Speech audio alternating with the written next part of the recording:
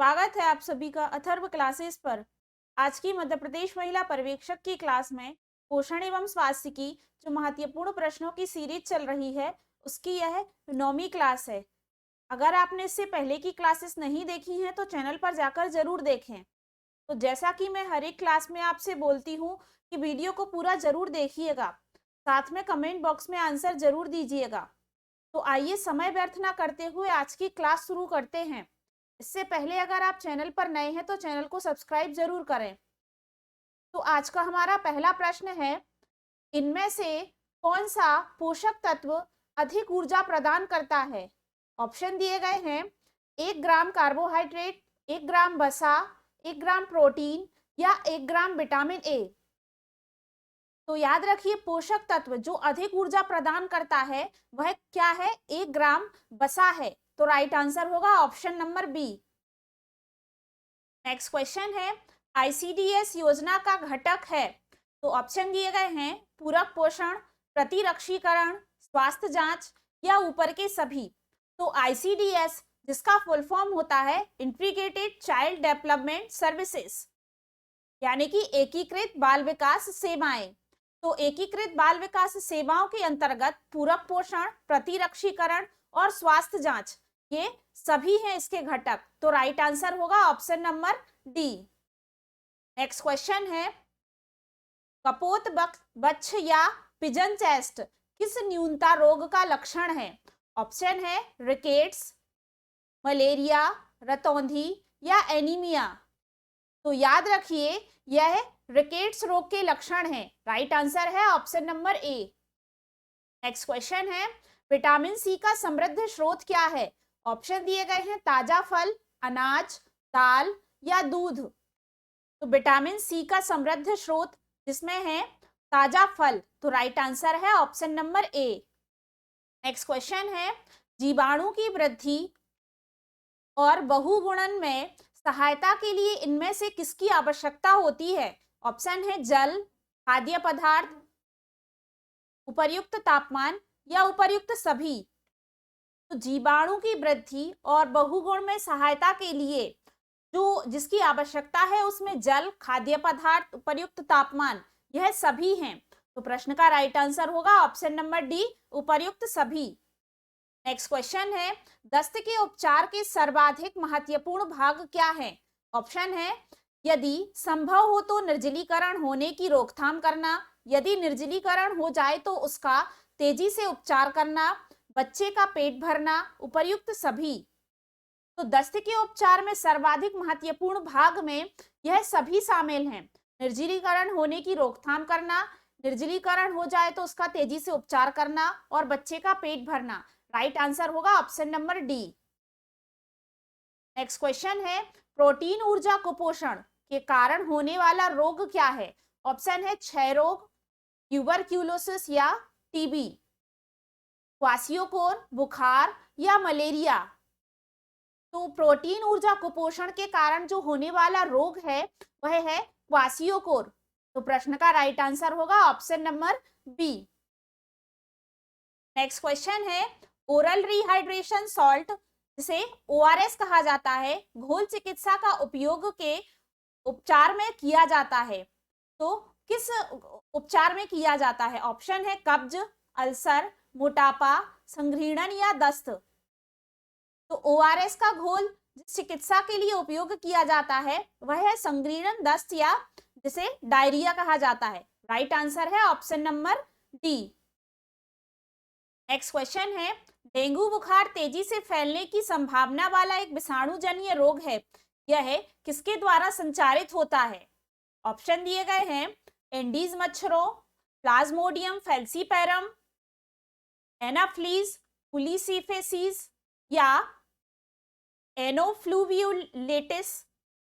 तो डेंगू बुखार तेजी से फैलने की संभावना वाला जो विषाणुजन्य रोग है यह किसके द्वारा संचारित होता है? तो वह है एंडीज मच्छरों के द्वारा। प्रश्न का राइट आंसर होगा option number A. Next question है, पोलियो विषाणु शरीर के किस माध्यम से प्रवेश करता है? ऑप्शन है मच्छरों के काटने, संक्रमित भोजन और जल से, खांसी से या कुत्ते के काटने से। तो जो पोलियो विषाणु है वह शरीर में किस माध्यम से संचरित होता है? संक्रमित भोजन और जल के माध्यम से। तो राइट आंसर होगा option number B. Next question है, इनमें से कौन गर्भावस्था की समस्या नहीं है? ऑप्शन है उबकाई और उल्टियां, दांत सड़ना, कब्ज, एडिमा, जिसे तरल एकत्रित होने से उत्पन्न सूजन कहा जाता है। तो इसमें पूछा गया है गर्भावस्था की समस्या नहीं है, तो वह है दांत सड़ना। यह गर्भावस्था की समस्या नहीं है, तो राइट आंसर होगा option number B. Next question है, क्रेटीनता या जड़बामनता एक विकार है जो किशोर अवस्था और गर्भावस्था में पीड़ित माता से जन्मे बच्चे में होता है और किसकी कमी से होता है? तो ऑप्शन है कैल्शियम, आयरन, फास्फोरस या आयोडीन। तो जो क्रेटीनता है वह किशोर अवस्था में होता है और गर्भावस्था में जो पीड़ित माताएं हैं उनसे जन्मे बच्चों में होता है। तो यह किसकी कमी से होता है?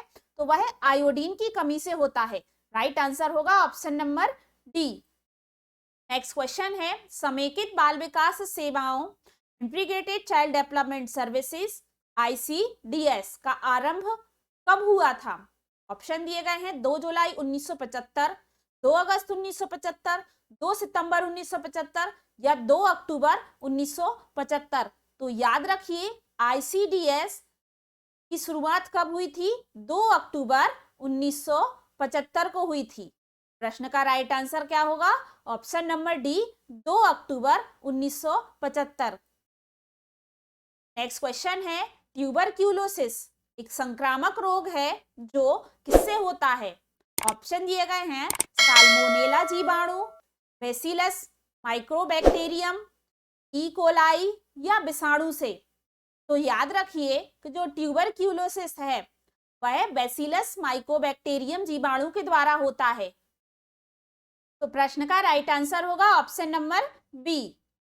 नेक्स्ट क्वेश्चन है, गर्भावस्था के दौरान माता और गर्भस्थ शिशु के बीच पोषक तत्वों, ऑक्सीजन और अपशिष्ट पदार्थों के विनिमय के लिए उत्तरदायी होता है। ऑप्शन है गर्भनाल या प्लेसेंटा, फैलोपियन नलिका, तंत्रिका नाल या न्यूरल ट्यूब। उपरोक्त में से कोई नहीं। तो जो गर्भावस्था के दौरान माता और गर्भस्थ शिशु के बीच पोषक तत्व, ऑक्सीजन और अपशिष्ट पदार्थों के विनिमय के लिए उत्तरदायी होता है वह क्या है? प्लेसेंटा है, गर्भनाल है। तो राइट आंसर होगा option number A. Next question है, हड्डियों में पाए जाने वाले मुख्य खनिज क्या हैं? ऑप्शन है कैल्शियम, फास्फेट और क्लोराइड, कैल्शियम, फास्फेट और आयरन, फास्फेट, मैग्नीशियम और क्लोराइड, कैल्शियम, फास्फेट और मैग्नीशियम। तो हड्डियों में पाए जाने वाले जो मुख्य खनिज है उसमें कैल्शियम, फास्फेट और मैग्नीशियम है। तो प्रश्न का राइट आंसर होगा option number D, calcium, phosphate और मैग्नीशियम। नेक्स्ट क्वेश्चन है, सामान्य रूप से पोषित बच्चे की छाती के दौरान उसके सिर से अधिक तेजी से बढ़ती है। तो प्रश्न ऐसा है कि सामान्य रूप से जो पोषित बच्चे हैं, बच्चों की जो छाती, चेस्ट है, किसके दौरान उसके सिर से अधिक तेजी से बढ़ती है? ऑप्शन है जीवन के प्रथम वर्ष, जीवन के द्वितीय एवं तृतीय वर्ष, वयस्कावस्था, उपरोक्त में से कोई नहीं। तो जो जीवन के द्वितीय और तृतीय वर्ष हैं उसमें जो चेस्ट है उसके दौरान दूसरे और तीसरे वर्ष में उसके सिर से अधिक तेजी से बढ़ती है। तो राइट आंसर होगा option number B. Next question है, गर्भावस्था में माता में आयोडीन की कमी किसका कारण बन सकती है? ऑप्शन है जन्म के समय भार कम होना, एनीमिया, PEM, क्रेटीनता, जड़मानवता एवं मनोगत्यात्मक विकार।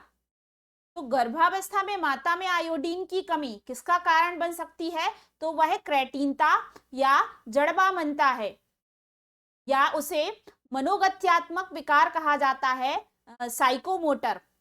तो राइट आंसर होगा option number D. Next question है, एलिसा परीक्षण का उपयोग होता है किसका पता लगाने के लिए? ऑप्शन है उच्च रक्तचाप, मधुमेह, एड्स या मोटापा। तो याद रखिए जो एलिसा परीक्षण है वह एड्स के लिए किया जाता है, एड्स के लिए एलिसा परीक्षण का उपयोग किया जाता है। राइट आंसर होगा option number C. Next question है, वह विकार जिसमें व्यक्ति बार बार या लंबे समय तक अपोषक तत्वों जैसे कि प्लास्टर, चारकोल, मिट्टी, राख आदि को खाता है, क्या कहलाता है? ऑप्शन है पाइका, अभ्रक या माइका, पीईएम या पीआईएच। तो याद रखिए कि जब व्यक्ति बार बार या लंबे समय तक अपोषक तत्वों जैसे कि प्लास्टर, चारकोल, मिट्टी, राख आदि को खाता है तो वह क्या कहलाता है? वह पाइका कहलाता है। तो प्रश्न का राइट आंसर होगा option number A. Next question है, इनमें से कौन सा एक मोनोसैकेराइड नहीं है? ऑप्शन है लैक्टोज, ग्लूकोज, गैलेक्टोज या फ्रक्टोज। तो याद रखिए मोनोसैकेराइड पूछा गया है, नहीं है। तो अगर देखें तो मोनोसैकेराइड ग्लूकोज, गैलेक्टोज और फ्रक्टोज हैं। लैक्टोज मोनोसैकेराइड नहीं है। तो प्रश्न का राइट आंसर होगा ऑप्शन नंबर ए।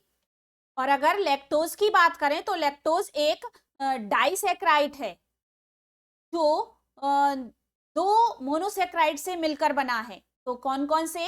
ग्लूकोज और गैलेक्टोज से मिलकर क्या बना है? लैक्टोज बना है, जो कि एक डाइसैकेराइड है, जो एक प्रकार का क्या है? कार्बोहाइड्रेट है। तो ये सभी कार्बोहाइड्रेट के प्रकार ही हैं, मोनोसैकेराइड, डाइसैकेराइड और पॉलीसैकेराइड।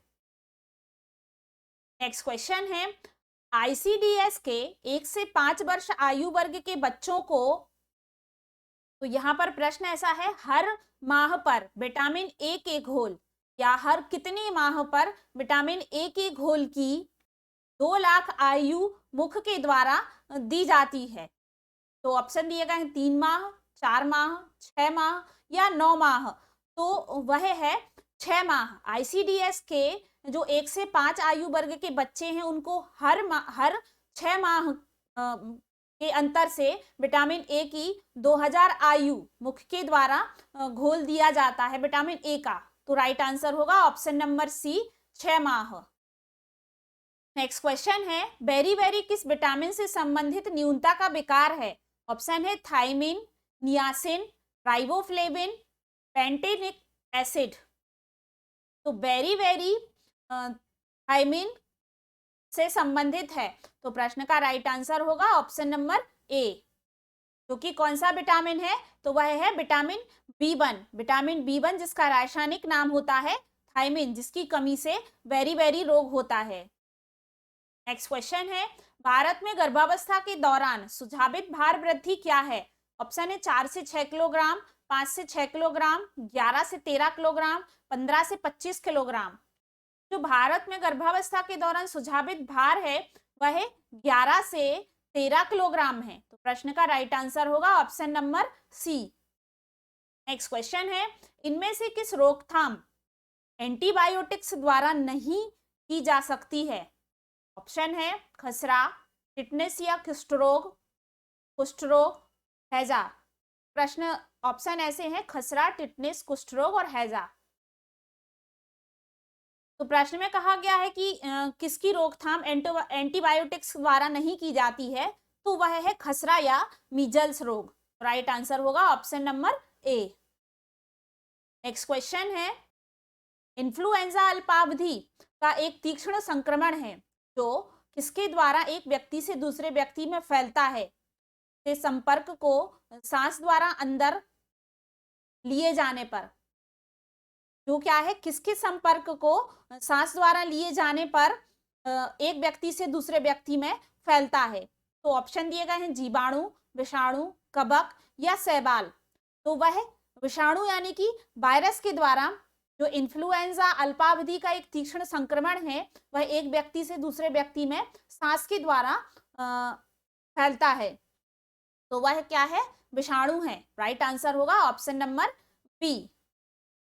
नेक्स्ट क्वेश्चन है, किसका अर्थ सेचन से लेकर आरंभिक भ्रूण के विकास से होते हुए गर्भावस्था में रोपण की प्रक्रिया पूरी हो जाने तक लगने वाले समय से होता है? ऑप्शन है भ्रूणावस्था, जनिक अवस्था, गर्भज अवस्था, नवजात अवस्था। तो जननिक अवस्था है वह है निषेचन से लेकर आरंभिक भ्रूणावस्था के विकास से होते हुए गर्भावस्था में रोपण की प्रक्रिया पूरी हो जाने तक लगने वाला समय से है, तो वह है जननिक अवस्था। राइट आंसर है option number B. Next question है, इनमें से कौन मैरिस्मस या सूखा रोग का एक लक्षण नहीं है? ऑप्शन है चंद्रमुख, पेशी क्षय, वृद्धि धीमी हो जाना, झुर्रीदार त्वचा। तो प्रश्न में कहा गया है मैरिस्मस या सूखा रोग का लक्षण नहीं है, तो अगर देखें तो पेशी क्षय, वृद्धि धीमी हो जाना, झुर्रीदार त्वचा, ये सभी सूखा रोग के लक्षण हैं। चंद्रमुख यह सूखा रोग का लक्षण नहीं है। नेक्स्ट क्वेश्चन है, डीपीटी वैक्सीन का उपयोग किसकी रोकथाम के लिए किया जाता है? ऑप्शन है पोलियो, डिप्थीरिया और टिटनेस, डिप्थीरिया काली खांसी और टिटनेस, टिटनेस ट्यूबरक्यूलोसिस और पोलियो, डिप्थीरिया टाइफाइड और टिटनेस। तो याद रखिए डीपीटी जिसका फुल फॉर्म ही होता है डिप्थीरिया पर्ट्यूसिस टिटनेस, तो पर्ट्यूसिस यानी कि काली खांसी, तो यह एक ट्रिपल एंटीजन वैक्सीन है जिसका डीपीटी नाम है और जिसका full form diphtheria pertussis tetanus होता है। तो इसकी रोकथाम के लिए यह वैक्सीन लगाई जाती है। राइट आंसर है option number B. Next question है, इनमें से कौन सा जोड़ा गलत है? ऑप्शन है रेबीज कुत्ता, फ्लैग चूहा, फीता कृमि सूकर, पोलियो बंदर। तो कौन सा जोड़ा गलत पूछा गया है? तो अगर देखें रेबीज रोग कुत्ते के काटने से, फ्लैग रोग चूहों से, फीता कृमि सूकर से, लेकिन जो पोलियो है वह बंदर से नहीं है, तो यह जोड़ा गलत है। तो प्रश्न का राइट आंसर क्या होगा? Option number D. Next question है, स्तनपान करा रही महिलाओं में औसत दैनिक दुग्ध उत्पादन होता है? ऑप्शन है 650 मिलीलीटर, 450 मिलीलीटर, 350 मिलीलीटर या 250 मिलीलीटर। तो स्तनपान करा रही महिलाओं में औसत दैनिक दुग्ध उत्पादन है वह कितना है? 650 मिलीलीटर है। राइट आंसर है option number A. Next question है, स्वस्थ बच्चे का भार उसके जन्म के समय के भार का दोगुना हो जाता है किस आयु तक? तो ऑप्शन है 2 वर्ष, 1.5 वर्ष, 1 वर्ष या 6 माह। तो याद रखिए स्वस्थ बच्चे का भार उसके जन्म के समय के भार का दोगुना हो जाता है किस आयु में? तो 6 माह में उसके जन्म के दोगुना हो जाता है। राइट आंसर है option number D. Next question है, विटामिन डी की रोकथाम करता है? ऑप्शन है रिकेट्स, 80 मृदुता या ऑस्टियोमलेशिया, ऑस्टियोपोरोसिस, उपर्युक्त सभी। तो विटामिन डी की कमी से जो होने वाले रोग हैं उसमें रिकेट्स रोग, ऑस्टियोमलेशिया, ऑस्टियोपोरोसिस यह सभी हैं। तो राइट आंसर होगा ऑप्शन नंबर डी, उपर्युक्त सभी। नेक्स्ट क्वेश्चन है, प्रति 1000 सजीव जन्म पर जीवन के प्रथम वर्ष में मरने वाले शिशुओं की संख्या को क्या कहा जाता है?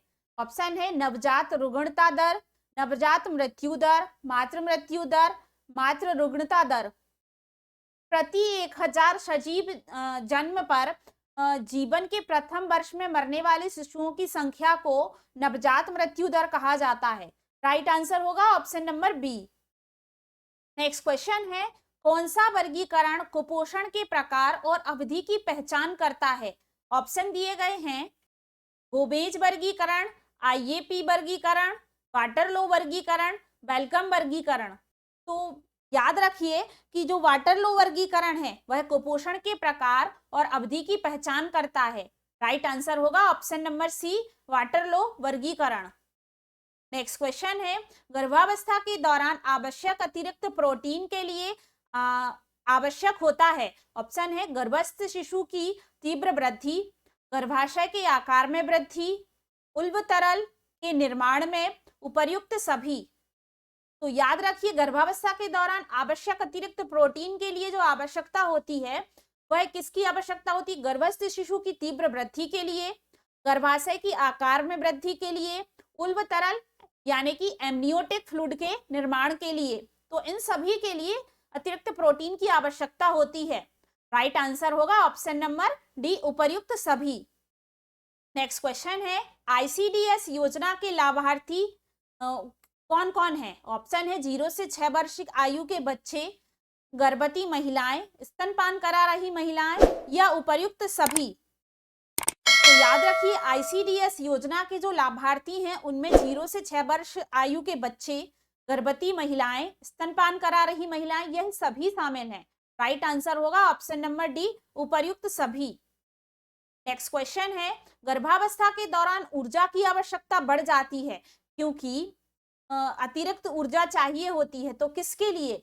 ऑप्शन है गर्भस्थ शिशु की वृद्धि एवं शारीरिक गतिविधि, गर्भनाल की वृद्धि, माता के शरीर में वृद्धि, उपर्युक्त सभी।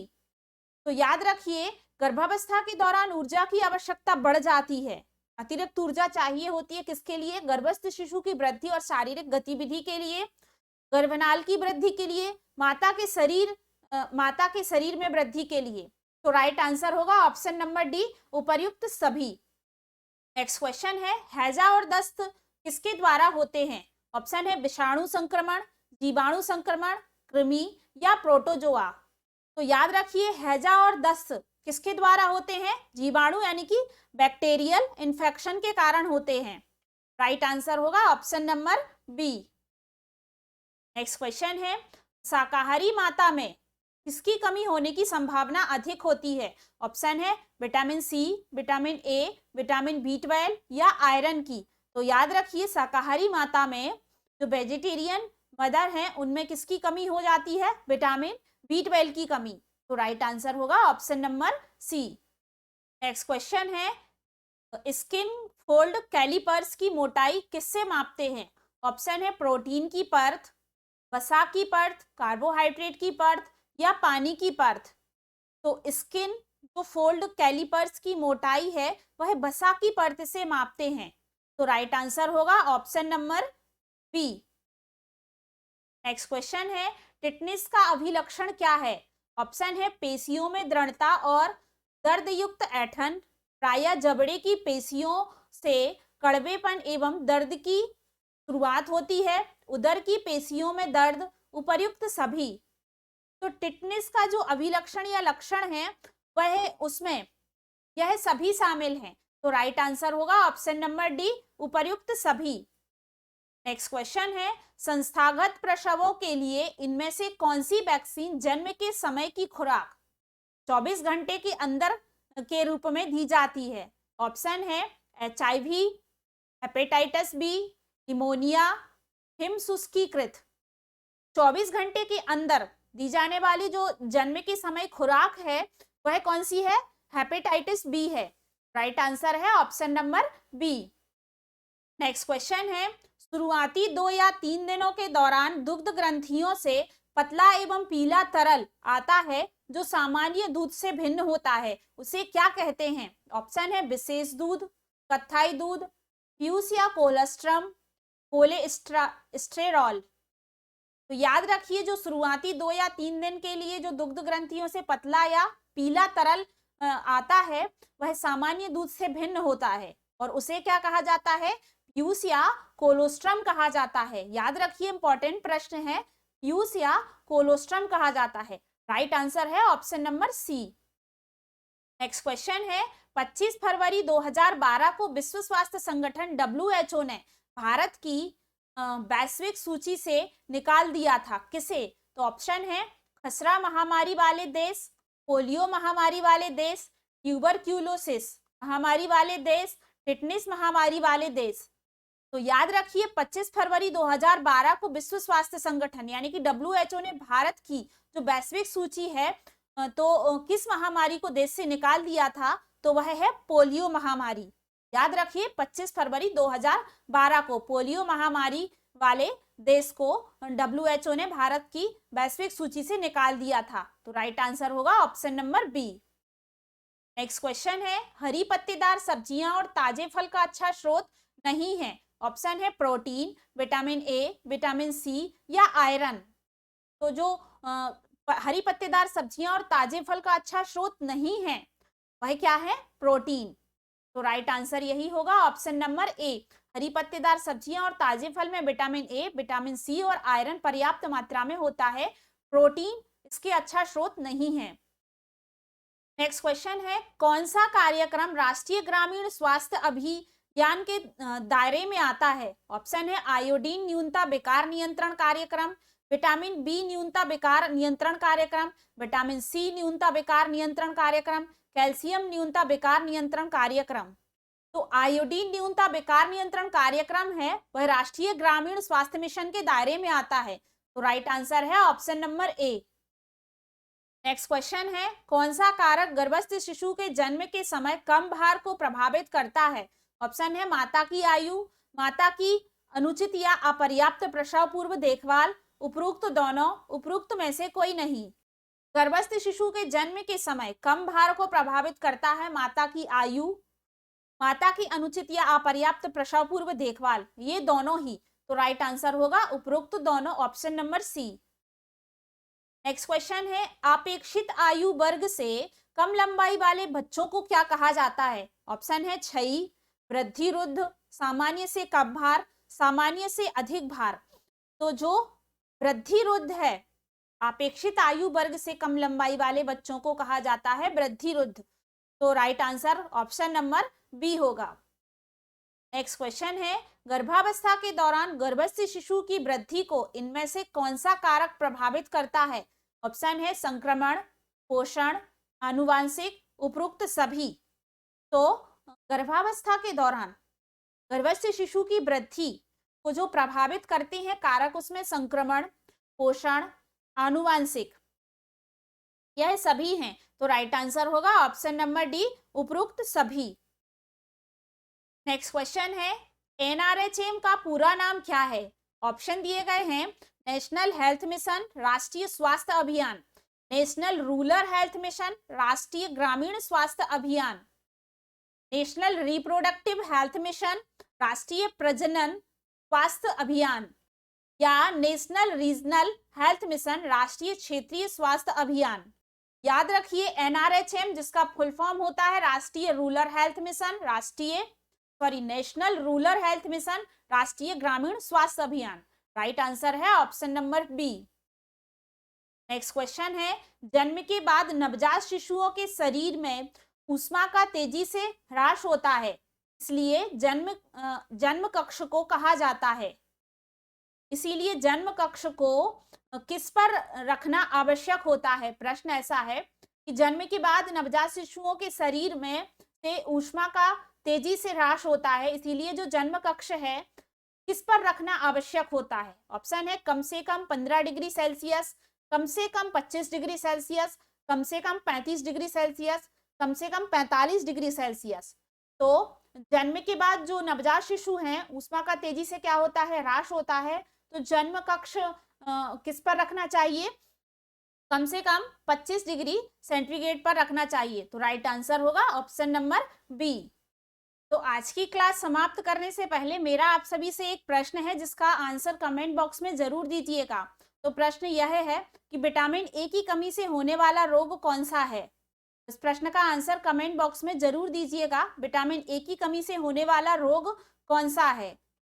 तो आज की क्लास यहीं पर समाप्त होती है। आशा करते हैं आज की क्लास आपको पसंद आई होगी। अगर वीडियो पसंद आई है तो वीडियो को लाइक जरूर करें और ज्यादा से ज्यादा लोगों तक शेयर करें। और अगर आपने इससे पहले की क्लासेस नहीं देखी हैं तो चैनल पर जाकर जरूर देखें। आपको मध्य प्रदेश महिला पर्यवेक्षक नाम से प्लेलिस्ट मिल जाएगी जिसमें आपको सभी सब्जेक्ट्स की थ्योरी क्लास और साथ ही महत्वपूर्ण प्रश्नों की सीरीज भी आपको मिल जाएगी। साथ ही आपको प्रैक्टिस सेट की सीरीज भी चैनल के माध्यम से मिल जाएगी। तो बस आपको वीडियो को देखते रहना है और हमारे साथ जुड़े रहना है। और अगर आपने अभी तक चैनल सब्सक्राइब नहीं किया है तो चैनल को सब्सक्राइब जरूर करें, बेल आइकन जरूर प्रेस करें ताकि आने वाली वीडियो का नोटिफिकेशन आप तक पहुंच सके। तो जल्दी हम अपनी अगली क्लास के साथ मिलते हैं। धन्यवाद।